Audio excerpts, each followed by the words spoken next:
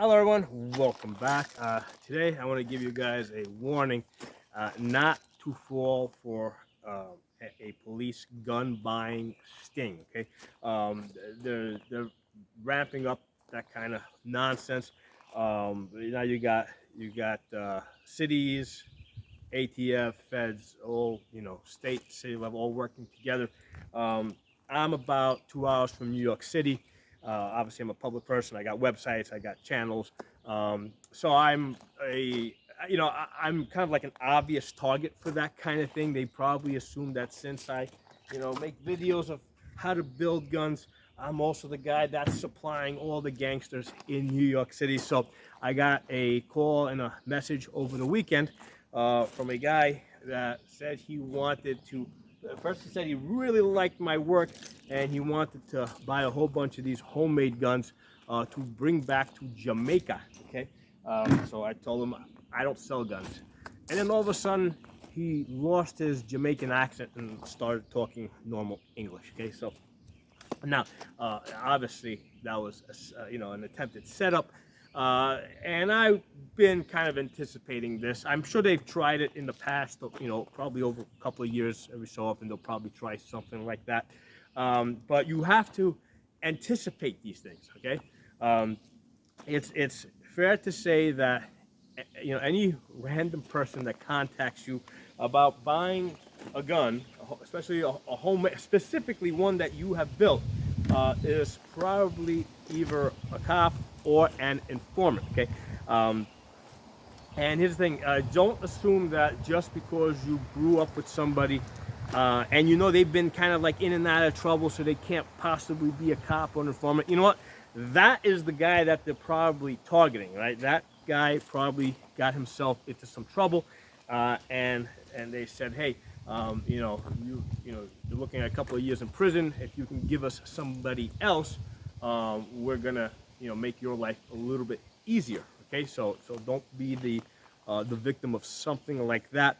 In fact, there was back after September 11th, what they were doing is if you were a Muslim that got in some type of minor trouble, right, and maybe you were looking at maybe a year or two in prison, all right, what they did is they threatened that person with like 10 years in prison, and they said if you don't work with us as an informer, I mean, you're going to get locked up for life. So then they sent that Muslim back to the mosque to try and inform, right? And then what was happening is they were coming up dry, right?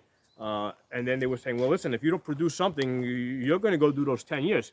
So now these informants were going back to the mosque and they were trying to motivate the other Muslims to commit some type of, or at least plan some type of terrorist act. Okay, so that's kind of like the definition of entrapment. Okay, where the police are trying to get people to commit crimes that they normally wouldn't commit. We saw this with the Whitmer kidnapping, where again the feds sent in informants who were trying to motivate people to plan this kidnapping of Whitmer, okay, of the Governor Whitmer.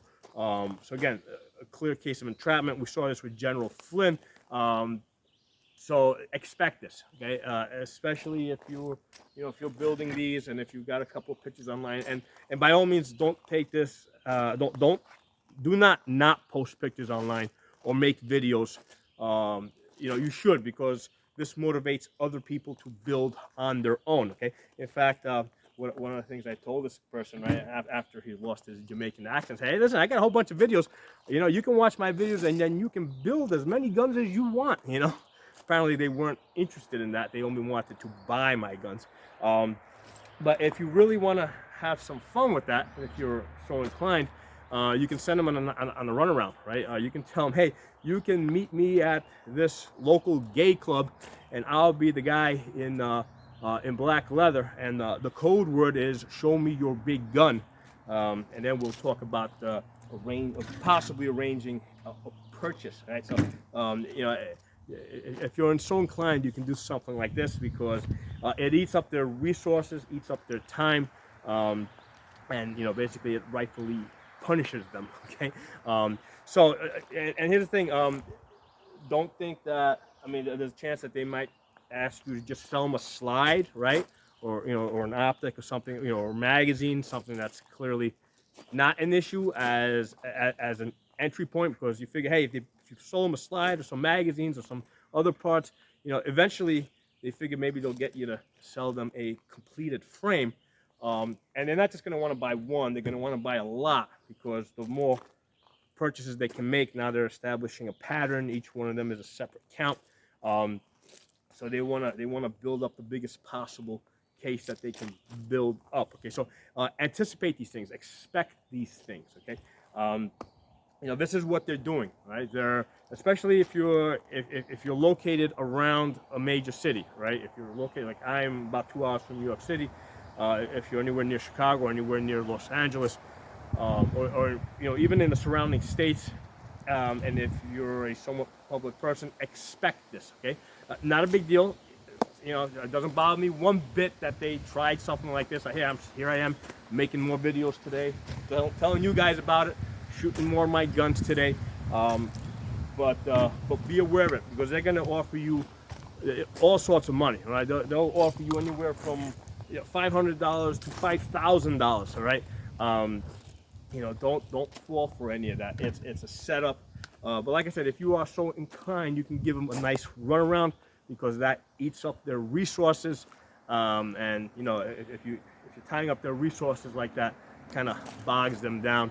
And I gotta tell you guys, this is the reason why I am.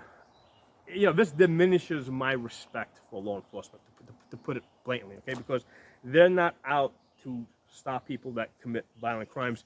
They're out to entrap people that are just doing their own thing. Okay, so one of the things that I've recently said is, police serve. It seems so that police are there to serve and protect government. Okay, that's their primary motivation. We saw this with the shooting that happened down in Uvalde, Texas. How the police really didn't want to go in to save the kids. They waited a whole hour until they had the perfect plan. They wanted to be sure that they were that they had a 95% chance of executing that perfect plan safely. Rather than just going in there and saving the kids. And then on top of that, they stopped the parents from going in there and saving their own kids. Okay.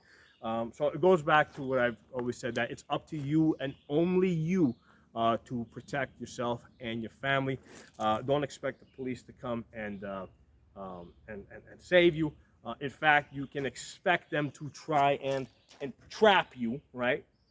Try to get and the reason is because you're a safer target, right? If they go up against what is really a violent criminal, they're putting themselves at risk, right? But if you're an otherwise peaceful person that's just doing your own thing, you're really not a risk to them, right? If they come up to you with a warrant, I mean, you're just gonna, you're not gonna try and resist. You just, that's not the thing that you do. So you're the one that they want, because you're the easy target. And on top of that, you're the guy with some money, right? You got a job, you got money. So if they can arrest you and hit you with a gun selling charge, right? Now what's going to happen is, now they're going to run you through their court system. Basically their lawyers, the judges, courts, everybody's making money off of you. So you're the one that they want. They do not want they do not want the violent criminals. They want you. And don't think, because a lot of people have this idea in their head that, hey, if I got into a little bit of trouble, I mean, they really wouldn't want to mess with me. I'm nobody. No, you're the one they want. They don't want the other ones. They want you. You're the guy that they're coming after. So just be aware of this, right? So thanks for watching. Watch yourselves at all times. Don't fall for one of these traps. Assume that anybody that you don't know personally and grew up with is either an undercover or an informant. And even if you did grow up with them, they could still be an informant, especially if they've been through some troubles in their lives. They're probably the perfect target for something like that. So talk to you all soon. Make sure you guys subscribe to all my channels. On Odyssey, I am Pocono Tactical. Odyssey spelled Odyssee. On Rumble, I'm Pocono Guns. Okay, I finally remembered what channel name I created over there. I kept forgetting to tell you guys. But on Rumble, I'm Pocono Guns. Those are uncensored platforms. That would be a lot, it's a lot more difficult to take down my content over there. So thanks for watching. I'll talk to you all soon.